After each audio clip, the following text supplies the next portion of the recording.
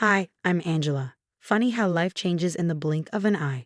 One moment, you're a passionate nurse at Memorial Hospital, thriving in your career. The next, you're married to someone who feels like two different people: public Dean, the charismatic, attentive husband, and private Dean, someone far darker. Your sister called again, Sarah said during our lunch break, sliding into the seat across from me in the hospital cafeteria. Her tone was casual, but her eyes betrayed concern. She's worried. Says she hasn't heard from you in months. I stirred my coffee, avoiding her gaze. You know how busy the hospital gets. I'll call her soon. Sarah frowned. Remember when we used to go out after shifts? You never come anymore. And what's with the long sleeves in this heat? Dean likes us to have dinner together. Says it's important for married couples, I replied, tugging at my sleeve. It was an excuse, one of many I'd grown adept at offering.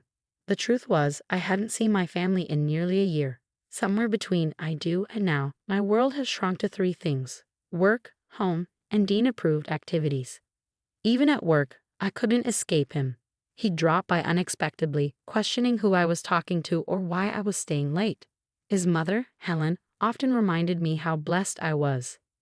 Dean is just like his father, Robert, she'd say with pride. So devoted to his family. They just like to know where their wives are. It shows they care. She'd said this once while Robert casually checked her phone for the third time that evening. The spark of excitement came one morning in the break room. Big news, Sarah announced, her face lit up. They're promoting someone to charge nurse next month. You should apply, Angela.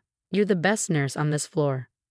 For the first time in forever, I felt hope flicker. A charge nurse position meant better hours, more responsibility, and nearly double my salary. Maybe, just maybe, with more money, things at home would get better. That night, while Dean was at his weekly poker game, what his sister Diana had let slip were underground gambling sessions. I filled out the application. When the promotion call came, I almost didn't answer. Unknown numbers usually meant collectors calling about Dean's mysterious debts. But this time, it was good news. They offered me the position on the spot. Double the salary. Day shifts only. Weekends off.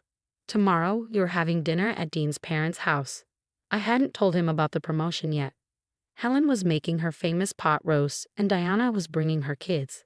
I knew Robert and Dean would spend most of the evening discussing Dean's failing business ventures while casually monitoring their wives' phones. But tomorrow would be different. For the first time since I said I do, I was planning to say no. When Dean demanded my first charge nurse paycheck, I'd be ready. My hands shook as I typed out a text to Sarah. Can you come to dinner at Helen and Robert's tomorrow? I might need a friend.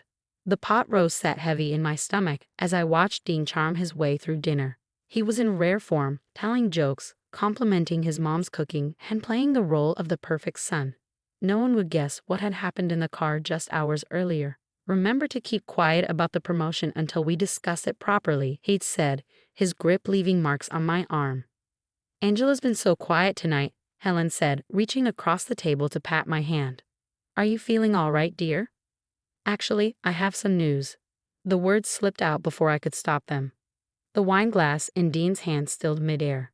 I got promoted to charge nurse today. That's wonderful. Diana's genuine excitement cut through the tension like a blade. Isn't that great, Dean? Dean's smile didn't waver, but his eyes turned cold. Of course, Dean said smoothly, though the sharp edge in his voice was unmistakable. Angela and I were just discussing how the extra money will help with our debts. What debts? Robert's voice cut through the room.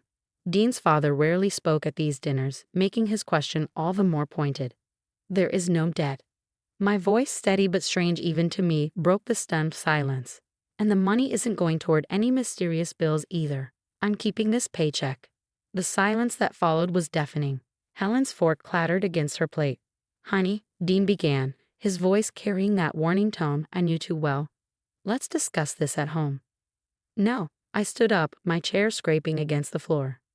No more discussions at home. No more managing my money. No more controlling every aspect of my life. Dean shot up from his seat, towering over me. You're being hysterical, he hissed. This is why you need my help. Help? I laughed bitterly.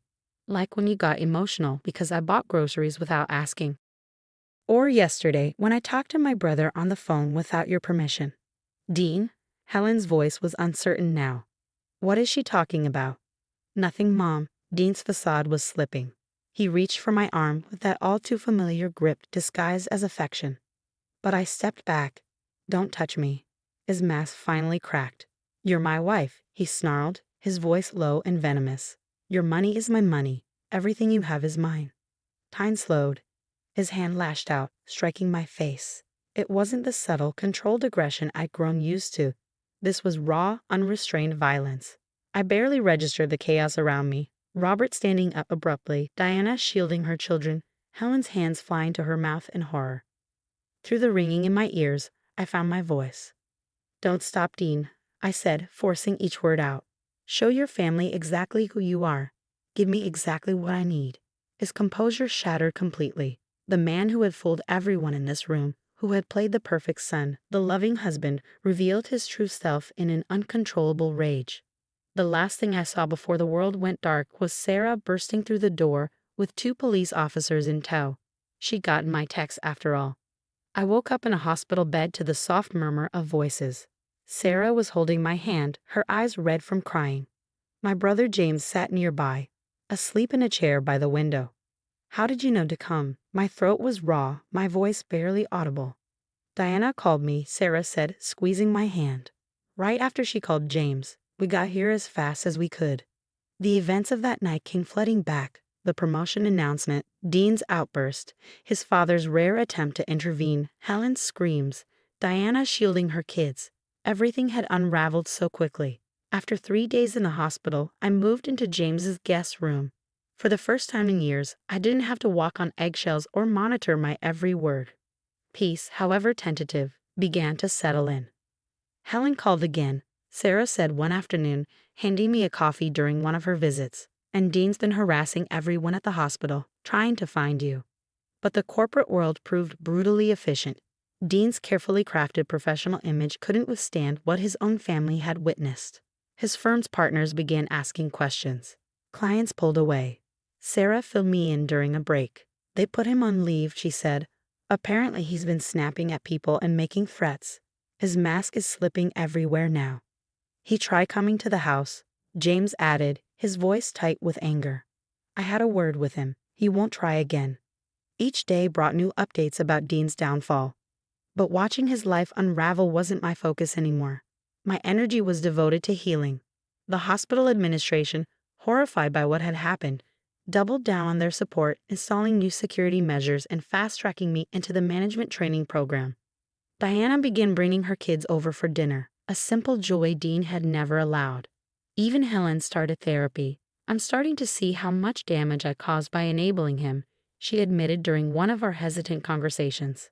The fear wasn't gone entirely, but it was fading. In its place grew something stronger. The knowledge that I wasn't alone and never had been.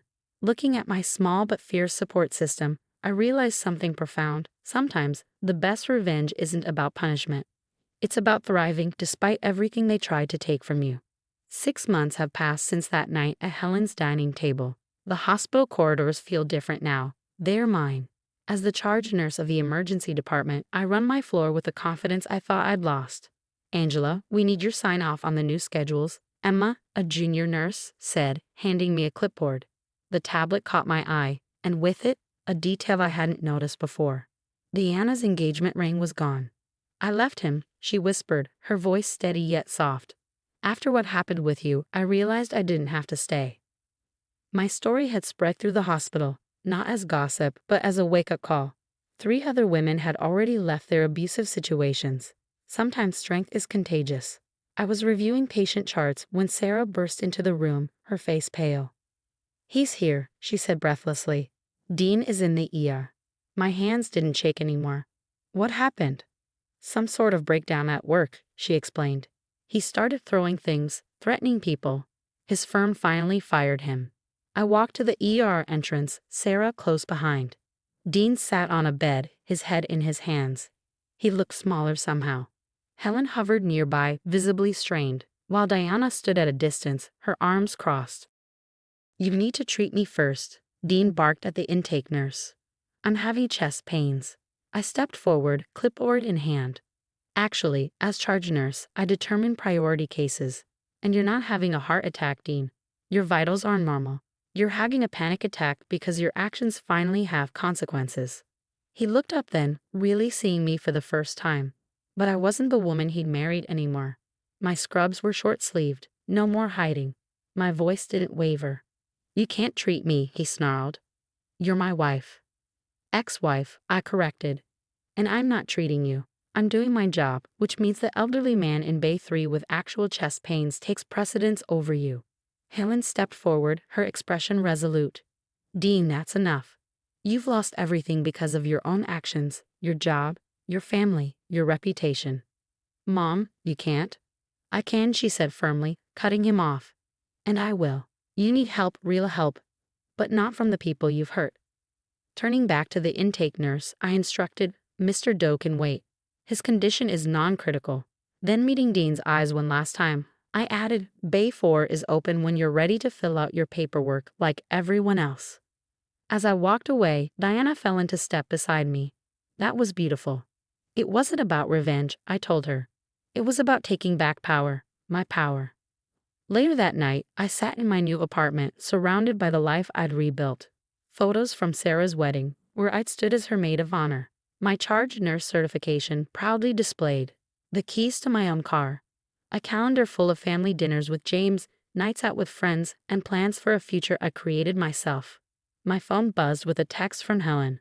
I'm sorry I didn't see it sooner, but I'm so proud of who you've become. I didn't respond immediately. Instead, I looked around at my peaceful home, at all the pieces of myself I gathered back together. They were stronger now, forged in fire and truth. Sometimes, the best revenge isn't about destroying your abuser. It's about rebuilding yourself so completely that their power over you becomes nothing but a memory. And memory can't hurt me anymore. I picked up my phone and typed my response, I'm proud of me too. Now this is my story. If you've read this far, let me know your thoughts. Share your experiences. Your courage might help someone recognize these patterns before it's too late. Remember, asking for help isn't a weakness. It's a strength.